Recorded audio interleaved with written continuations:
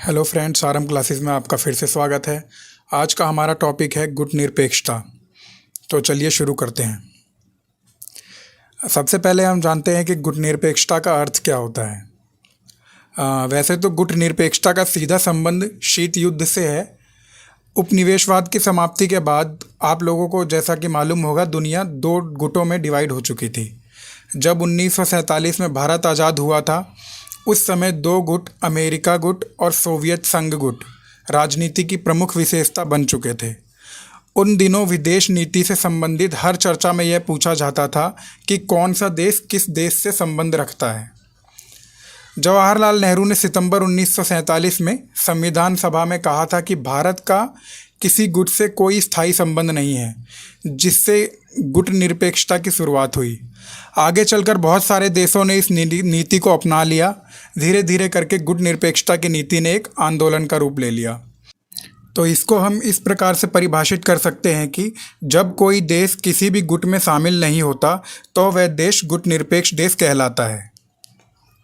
मुझे आशा है कि आप लोगों को समझ में आ गया होगा कि गुट निरपेक्षता से क्या अर्थ है। चलिए अब आगे बढ़ते हैं और देखते हैं गुट निरपेक्षता का आधार क्या था।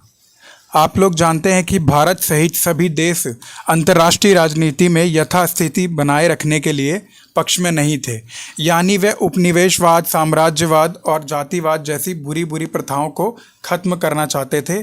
और गुट निरपेक्ष देश ऐसी व्यवस्था में विश्वास रखते थे जिसमें स्वतंत्रता और समानता दोनों हों। गुट निरपेक्षता सभी देशों के बीच मैत्रीपूर्ण संबंधों को बढ़ावा भी देती है और ये अंतर्राष्ट्रीय समस्याओं का समाधान करने के लिए बल के खिलाफ है और बातचीत के द्वारा समस्याओं के समाधान पर जोर देती है।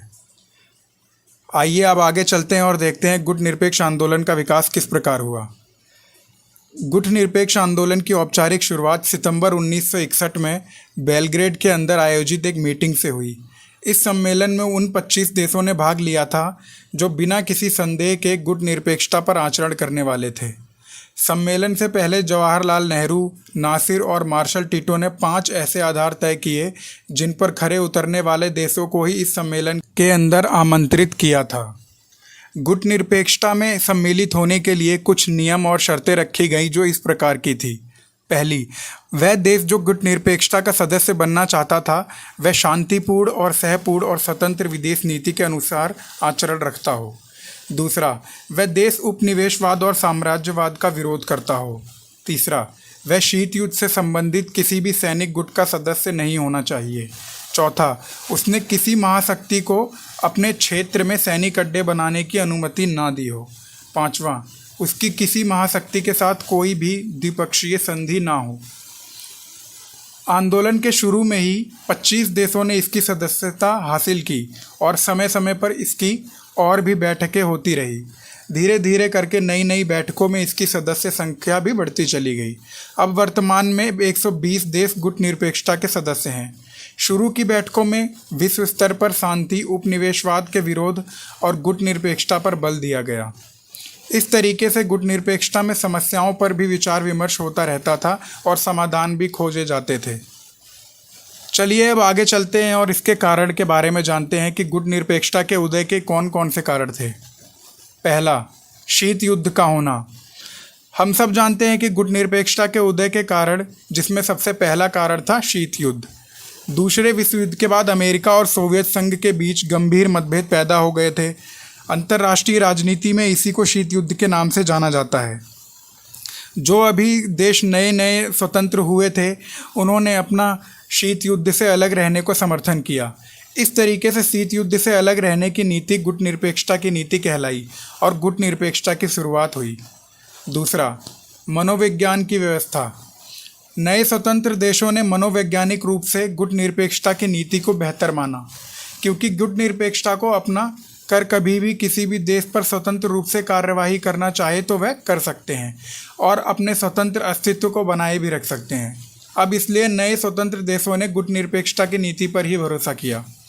तीसरा, सैनिक गुटों से अलग रहना। सन 1945 में बहुत सारे देश आज़ाद हुए। 1945 से 50 के बीच एशिया और अफ्रीका के काफ़ी सारे देश आज़ाद हुए। यह सब गरीब, शोषित और पिछड़े हुए देश थे।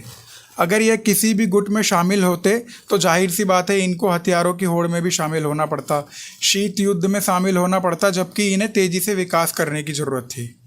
इन्हें अपना पैसा तरक्की के लिए लगाना था, ना कि हथियारों के लिए। इस लिहाज से गुटनिरपेक्षता की नीति इन लोगों को बेहतर लगी और इन्होंने इसमें सम्मिलित होना ही उचित समझा। चौथा, स्वतंत्र विदेश नीति।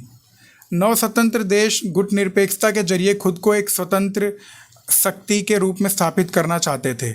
अगर वह किसी भी गुट में शामिल हो जाते तो अपनी स्वतंत्र विदेश नीति नहीं बना सकते थे। गुटनिरपेक्षता के अभाव में 9 स्वतंत्र देशों का महाशक्तियों के इशारे पर नाचने के लिए मजबूर होना पड़ता। 5वां कारण था आर्थिक कारण। गुटनिरपेक्षता का एक और बड़ा अन्य कारण है जिसे आर्थिक कारण कहते हैं, क्योंकि यह जो नए स्वतंत्र देश थे इनका उद्देश्य था आर्थिक विकास की गति को तेज करना, और आज भी इनका मकसद बिल्कुल यही है। अगर यह किसी भी गुट में शामिल होते तो सिर्फ एक गुट से सहायता मिलती, दोनों गुट से सहायता कभी नहीं मिलती, और गुटनिरपेक्षता को अपनाकर स्वतंत्र देश दोनों से सहायता प्राप्त कर सकते थे। इस लिहाज से भी नए स्वतंत्र देशों ने गुटनिरपेक्षता की नीति को अपनाया, क्योंकि उन्हें अपना आर्थिक विकास करना था। उम्मीद है आप समझ गए होंगे कि गुटनिरपेक्षता के उदय के क्या क्या कारण थे। चलिए आगे चलते हैं और इसकी उपलब्धियों के बारे में जानते हैं। अब हम जानते हैं कि गुटनिरपेक्षता की उपलब्धियां क्या क्या थी। गुटनिरपेक्षता एक नई संकल्पना थी। शुरू में नए स्वतंत्र देशों की सोच को महाशक्तियों ने एक ढोंग माना, लेकिन धीरे धीरे करके उनकी सोच में बदलाव आया। महाशक्तियों ने शुरू में ढोंग इसलिए माना क्योंकि नए स्वतंत्र देशों को दोनों में से किसी का एक साथ देना पड़ेगा, या तो पूंजीवादी गुट को अपनाना पड़ेगा या फिर साम्यवादी गुट को। लेकिन धीरे धीरे करके महाशक्तियों की सोच के अंदर बदलाव आया और उन्होंने सोचा कि ये गरीब और पिछड़े हुए देश हैं, ये अपनी स्वतंत्रता को बचाए रखना चाहते हैं और तेज़ी से विकास भी करना चाहते हैं। इसलिए गुटनिरपेक्षता की वजह से दुनिया में शांति बनी रही, मैत्रीपूर्ण संबंधों का विकास हुआ और शीत युद्ध तीसरे विश्व युद्ध के अंदर नहीं बदल पाया। इस तरीके से गुटनिरपेक्षता को अपनाकर कई देशों ने विश्व में शांति स्थापित की। गुटनिरपेक्षता का उदय वैसे अमेरिका और सोवियत संघ के बीच शुरू हुए शीत युद्ध को खत्म करने के लिए किया गया था, लेकिन 1991 में शीत युद्ध के खत्म होने से सोवियत संघ के विघटन के बाद सवाल पैदा हुआ कि गुटनिरपेक्षता को बनाए रखना जरूरी है या नहीं। लेकिन वर्तमान में भी यह आंदोलन और ज़्यादा महत्वपूर्ण हो गया है और प्रासंगिक हो गया है, क्योंकि इसका मकसद सिर्फ गुटों से दूर रहना ही नहीं तथा शांति को बढ़ावा देना भी है। मुझे उम्मीद है आपको ये टॉपिक क्लियर हो गया होगा और आपको इसके बाद किसी भी बुक को पढ़ने की कोई ज़रूरत नहीं पड़ेगी। अगर आपको वीडियो अच्छी लगी हो तो शेयर करें, चैनल को सब्सक्राइब करें। जल्दी मिलते हैं नेक्स्ट वीडियो में।